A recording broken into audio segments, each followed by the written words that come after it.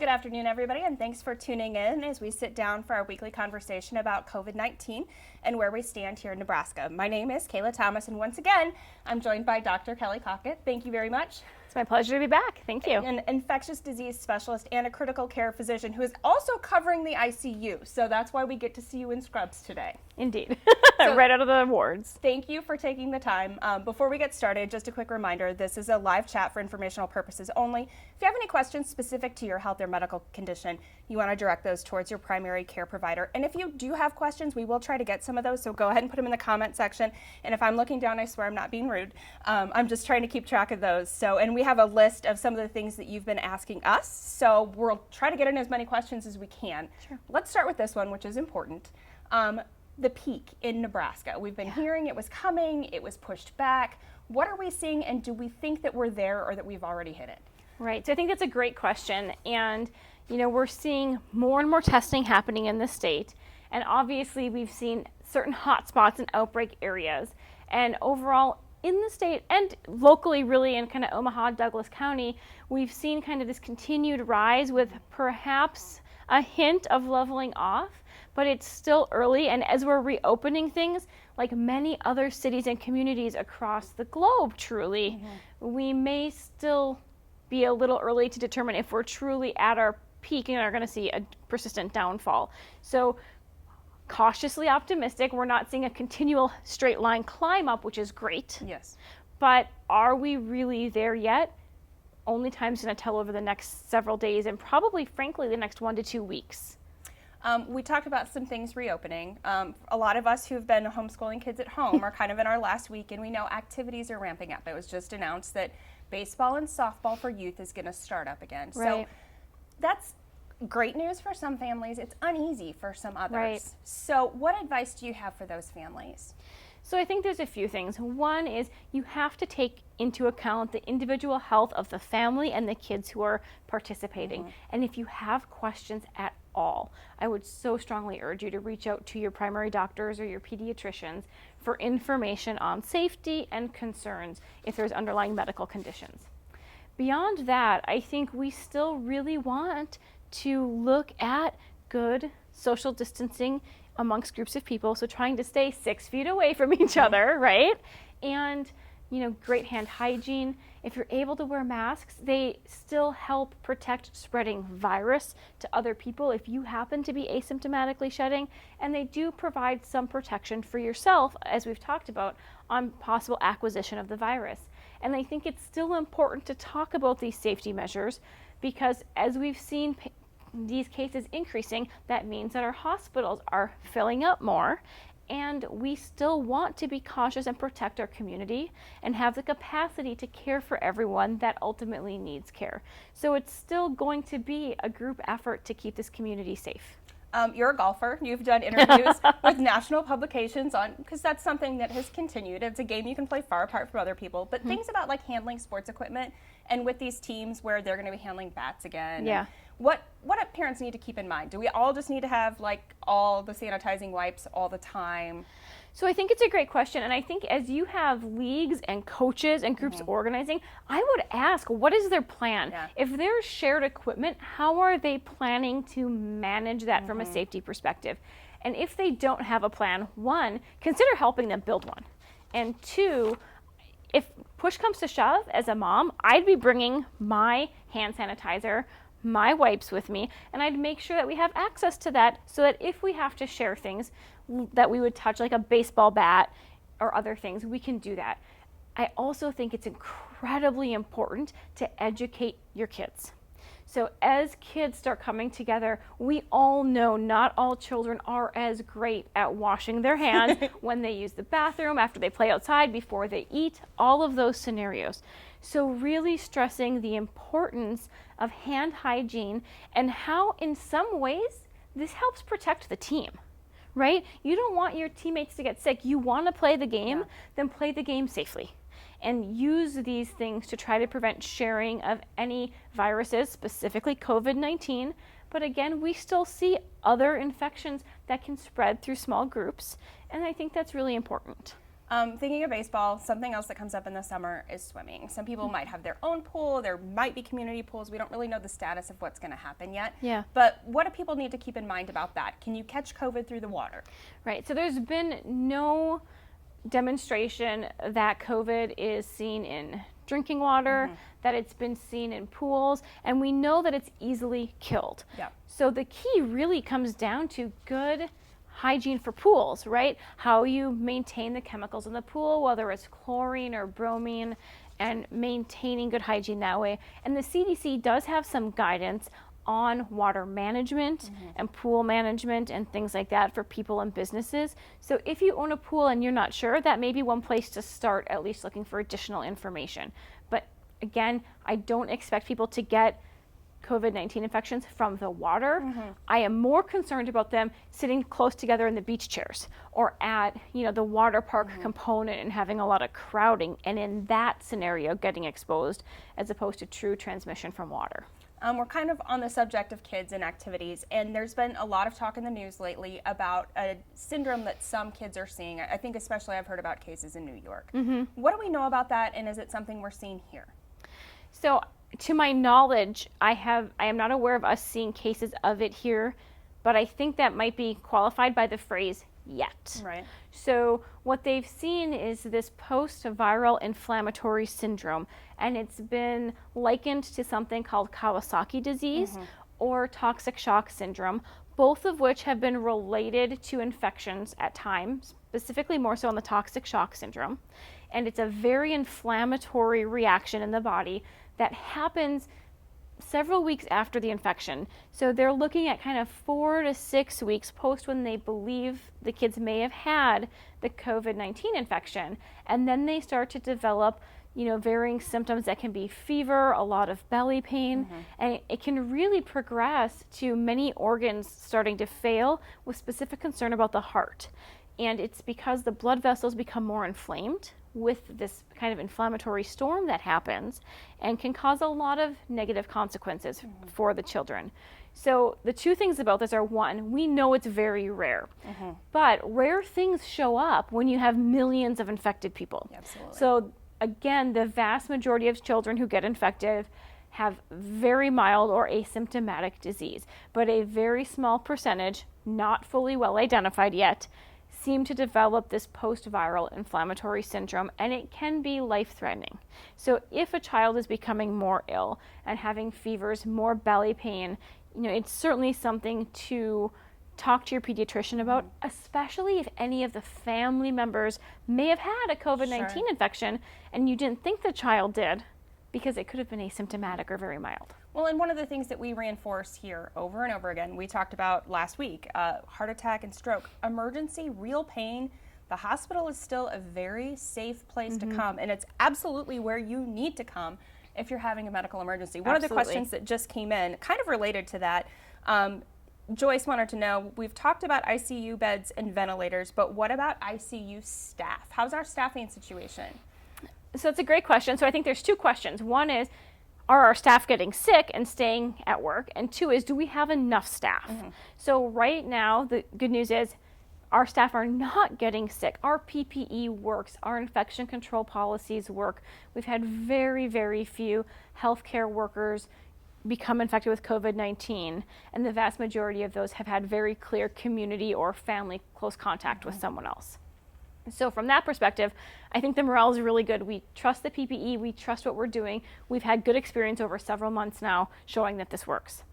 As far as staffing, we keep a very close eye on that.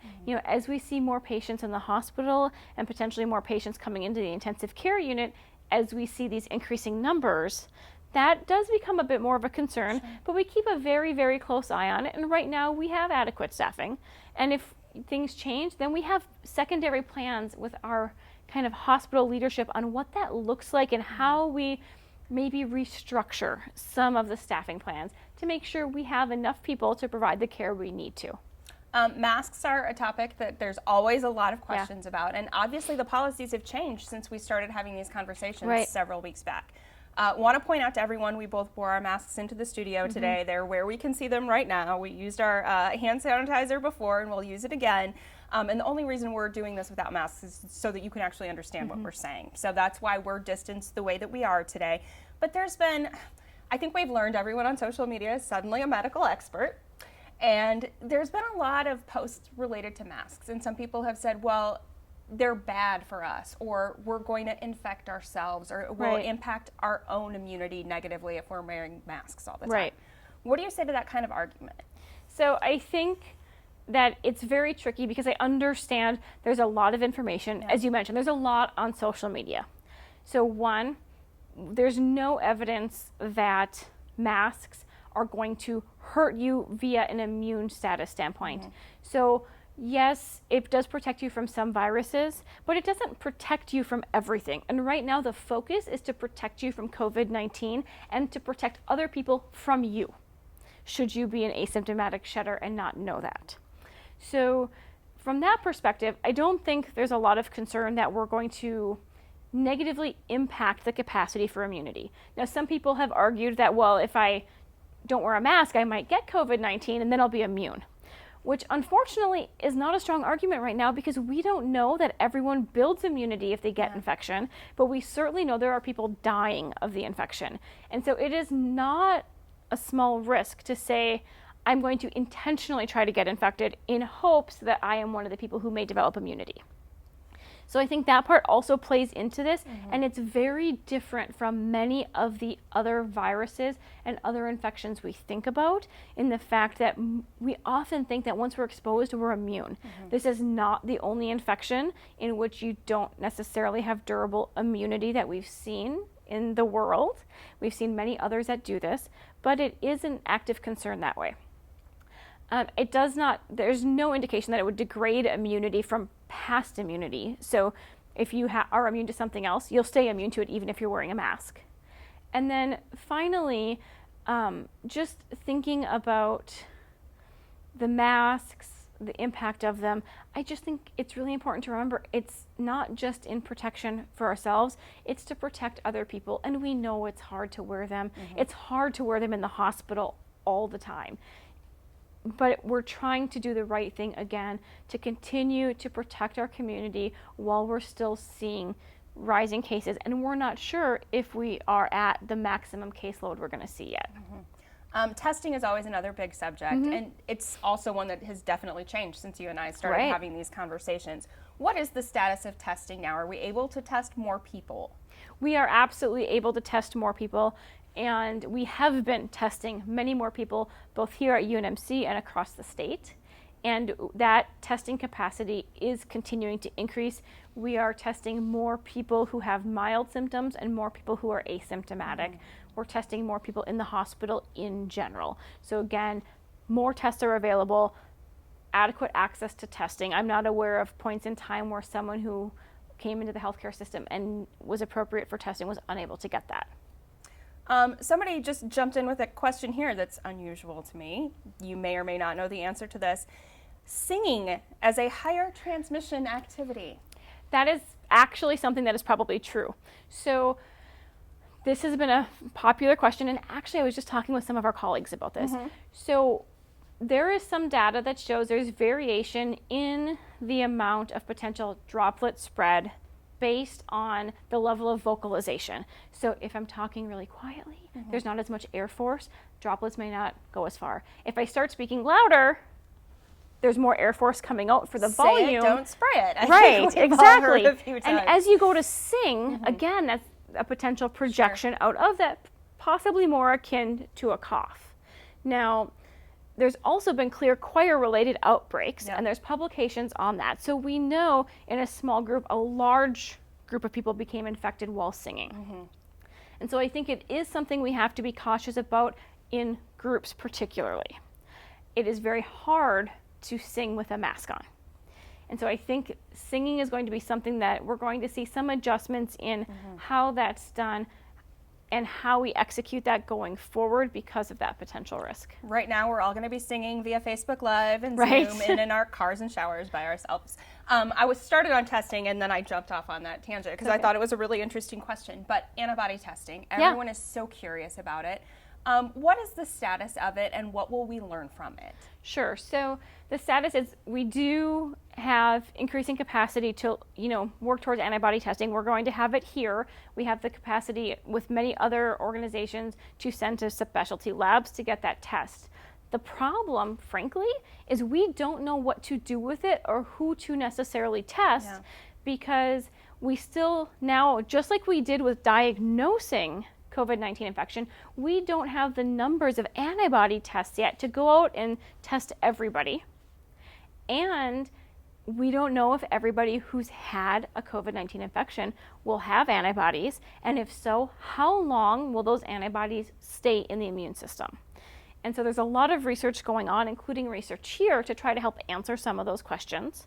We are looking at testing particularly more in our healthcare workers to see if we find people who have converted over to positive, especially, frankly, among those who we know had a COVID-19 infection. And learning the percentage of people who had a documented infection and then have antibodies and how long those antibodies stay will really help us understand how good our immune response is, how long it lasts. Is it going to be something like influenza where you could be at risk potentially every season if this becomes seasonal, and really generate that understanding? I would really not like to have seasonal COVID season. Agreed. But this is what we need to understand. Yeah, and so absolutely. thankfully, we have these tests becoming available, and we're working towards figuring out how to best implement them, how to use them, and how to answer these really critical questions that we all need to understand to help stratify risk and to understand possible risk of reinfection. I think there are people out there that are like, well, I had this or something went on and they should test me to find out. But people need to understand that when it comes to antibody testing, it's the same thing. There needs to be a plan, and the experts need to decide who gets tested. Right. And I do also want to stress, just as a reminder, antibody testing cannot diagnose you with active COVID-19 infection at the moment. It takes a period of time to develop antibodies.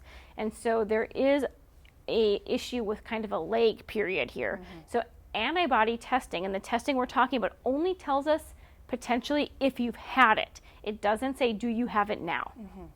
That's an important distinction. Now, there's another question that we hear again and again, and that's about the second wave. We're still dealing with the first wave, Right.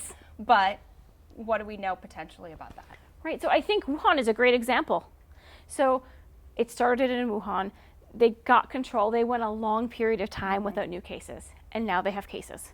They reopened a lot of the community things. They reopened varying social gathering options, and they're seeing cases again. And they're an example of a second wave. And I think, we hope that we get through wave one, before we see wave two coming of this. But I think that's part of it, is we have to expect that at some point, unless we have a vaccine or we have durable immunity, which we don't know that we do, we certainly can still expect weeks to months potentially after this first round to see a second round as people who were not initially infected become infected. And that may particularly be an interesting question as travel opens. And people who perhaps are in a community where there is active spread traveling to a different area, and how that may import cases just like cases were imported from Wuhan to the rest of the world. Things are changing rapidly. I think we're getting used to more people wearing masks in public places. More people are used to that just becoming part of their regular life. Right. But at the same time, we're also seeing some things kind of open up and some activities Yeah. return. So there's changes happening weekly, every day. Absolutely. What's your message out there to the people that are in the community that their heads are kind of spinning right now as to what they can do and how they can help? Right. So I think we all need to embrace the fact that we are still in a phase of new normal. Yeah. And that we still have active cases. We're still seeing community spread. We still have cases in our community. We still have cases in the state and in the states surrounding us. And so I think one is realize that this is hard for all of us. It is changing rapidly. We're still getting more information about testing, speed of testing, capacity of testing, antibody testing, treatment issues, and all of these things continue. And as we try to reopen, we want to do that as safely as we can. And we want to make sure that people understand that reopening doesn't necessarily mean forgetting all the other things we've done over the last several weeks and months. It means bringing those into that next step together and trying to do our best to open and be cautious and careful. I think that there's a lot of information out there, and in the beginning, we made sure to tell people, vary your sources, but go to reliable sources. Right. And I think that's an important message to spread again, because as you mentioned, it's hard and people are getting restless. Right. No, it is absolutely very hard. And so I do think really sticking to reliable sources, looking to, your state, county health, public health, is very helpful for understanding what's happening in your area and in your state, because we know we have people watching this that aren't in Nebraska. And so I think that part is really important.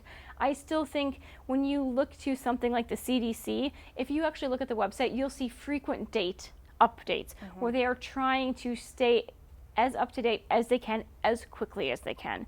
The World Health Organization also trying to get the information out, improve guidance. Many medical societies are trying to help also get information out, not just for healthcare professionals, but for the public. So I think really picking those clear societies and organizations, and of course, it would be remiss for me to not say that we're doing our best to get as much information out as quickly as we can and as reliably as we can here. Yeah, it's fair to say that Dr. Cawcutt and the entire infectious diseases team has gotten really familiar with those of us on the communications team over the last couple months, because we're making sure that we get their input and their expertise to keep the social media channels updated, that nebraskamed.com/COVID site. Again, we always welcome your questions. I know we got to a few of them today, but if you want to put those in the comments, we'll do the best that we can to answer those as quickly as we can. So we started out with like an L bump, and I think like we've done like an air fist bump. It's true. And you're in the scrubs today, so I feel like you get a salute today. Well, and thank you need to you. take that back to everyone else that's working really hard, because we I appreciate will everything absolutely that you do. share it with the rest of the teams upstairs. All right. Thank you so much for your time today, and thanks to all of you for watching. We'll see you next time.